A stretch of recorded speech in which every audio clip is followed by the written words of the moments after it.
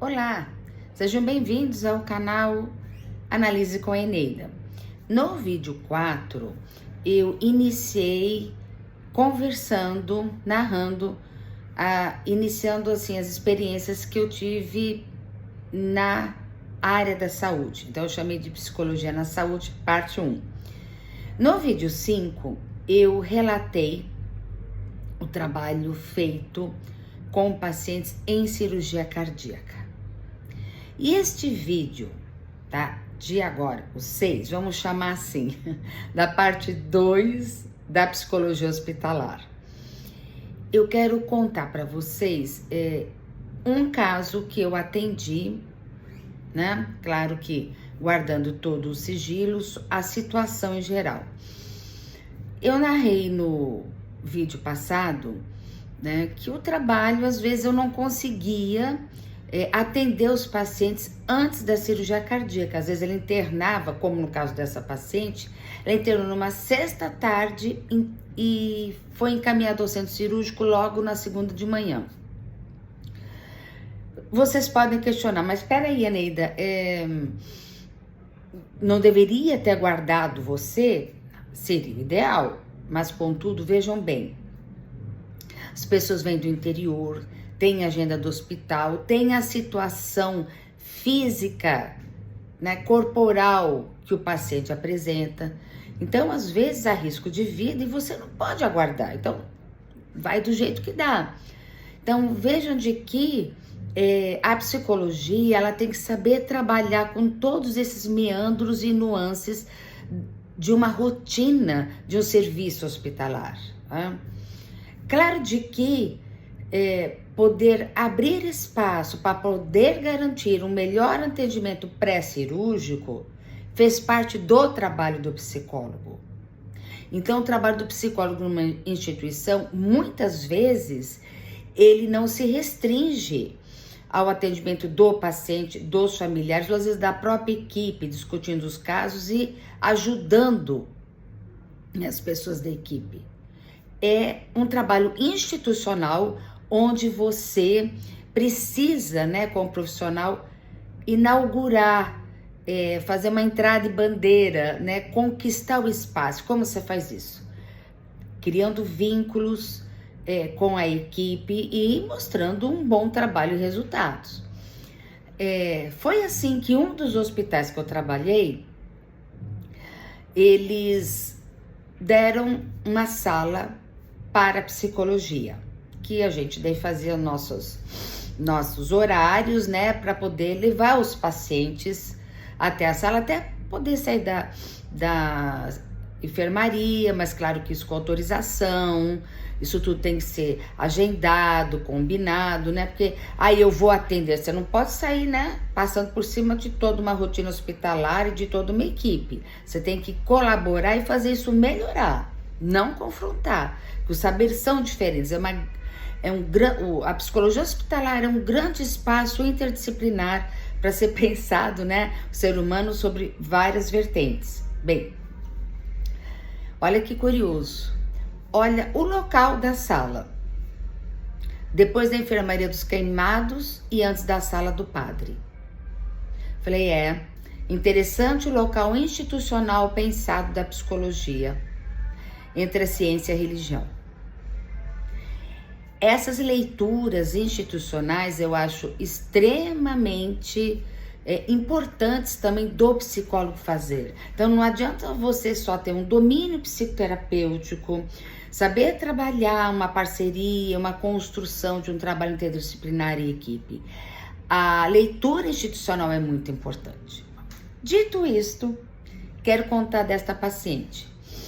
Então, eu não a vi antes da cirurgia e na terça-feira, né, na segunda-feira foi todo o transcirúrgico, pós-cirúrgico, e na terça-feira me avisaram, quando eu cheguei, entrei na UTI, eles falaram, nós estamos com uma paciente que não está enxergando.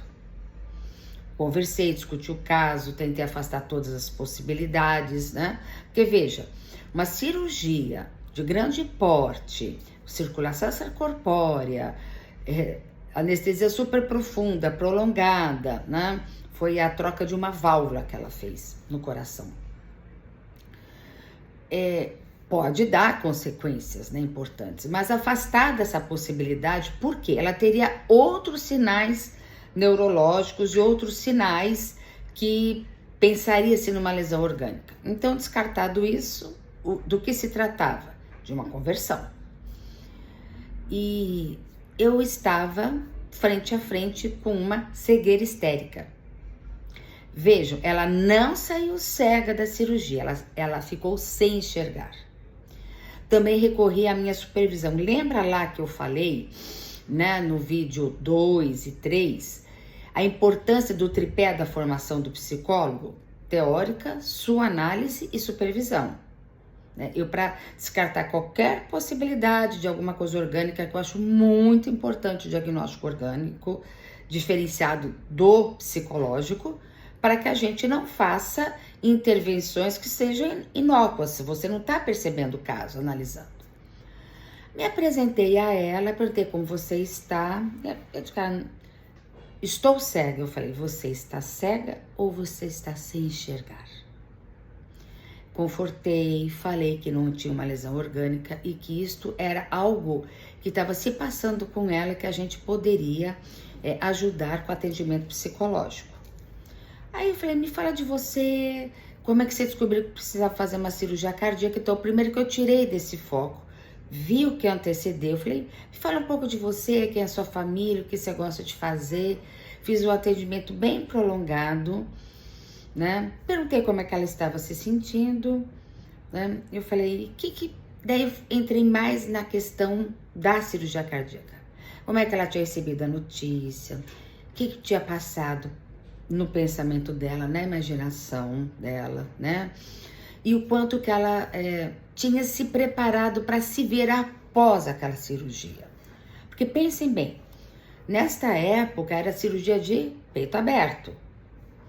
Falei, aí eu comecei a trazer a ela pensar o corpo dela. Como que você acha que está seu corpo depois da cirurgia? Quando você, voltando a enxergar, o que você vai ver? Ela falou, como é que é para você agora ter uma cicatriz nesse corpo? Ela era jovem, era uma moça bonita, ela tinha 20 e poucos anos. E tem a questão da vaidade também, mas vamos dizer assim, que eu acho que isso que é o que menos provoca o não enxergar. Mas falei com ela também, falei, como que você está suportando essa mudança no seu corpo, essa marca no seu corpo, o quanto você está conseguindo enxergar você e seu corpo após a cirurgia que tem uma marca. Trabalhei essas questões, falei, como você acha que está dentro também, como é que está seu coração, né? Destacando as melhorias funcionais que poderiam levá-la agora a ter uma vida mais saudável, mais dentro de uma rotina comum. No outro dia, cheguei até ela, antes até de chegar, o médico veio todo contente, ela já voltou a enxergar. Então, vejo como é importante a escuta, o preparo psicológico, teórico e o preparo meu para ver, porque assim, as cegueiras histéricas, mesmo, né, em 1989, 90, que esse caso aconteceu, já eram raras essas grandes conversões, que foram as que apareceram no tempo do Freud, no final do século XIX e início do século XX, que levaram o Freud também a descobrir a psicanálise.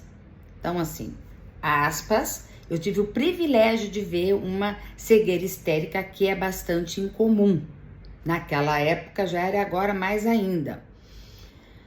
E esse estudo da psicanálise, como foi importante para eu poder fazer leitura do caso e buscar a intervenção apropriada. Uma intervenção digna de uma psicanálise. Uma intervenção digna, né, de um processo terapêutico mais amplo, mas que em uma intervenção dentro de um hospital teve esse poder, né, esse alcance de trabalhar inclusive a imagem do corpo e a repercussão sobre ela. O que levou a ela escolher né, a mente dela escolher o corpo para colocar toda a tua angústia, toda a preocupação daquela situação, tudo que se passava no imaginário dela, da transformação no corpo dela, né? Esse arcabouço foi possível fazer, e era isso que eu tinha que fazer. Ela tinha ajudá-la a recuperar a função de enxergar ela neste novo momento com essa nova marca. Então, vejam como é importante esse tripé, né? É a importância do trabalho psicológico e ter um psicólogo numa situação que a equipe possa recorrer, porque não seria a medicina, né? Seria uma boa escuta nesse caso, né? Com referencial psicanalítico que ajudou a lidar e fazer a devida intervenção neste caso, né? Isso que eu gostaria de contar hoje para vocês, né? E é assim, é muito bom, né, a gente ver que é eficaz e eficiente, né, o trabalho e a intervenção que o psicólogo faz. Ele tem fundamento, não são palavras aleatórias, são palavras que provêm de uma escuta do seu trabalho pessoal, né, do percurso analítico do terapeuta e de muito estudo. Tá? Isso que eu queria contar para vocês é a parte 2 da psicologia hospitalar, dentro da psicologia da saúde.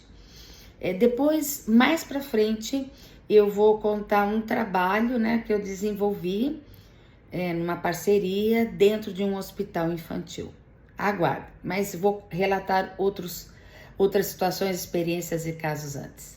Obrigado por me ouvirem até aqui, curtem, compartilhem, né, com as pessoas interessadas no assunto da psicologia, nos estudantes, os profissionais. Comentem, vamos trocar, né, ideias, experiências e nos vemos no próximo vídeo. Até mais, obrigada!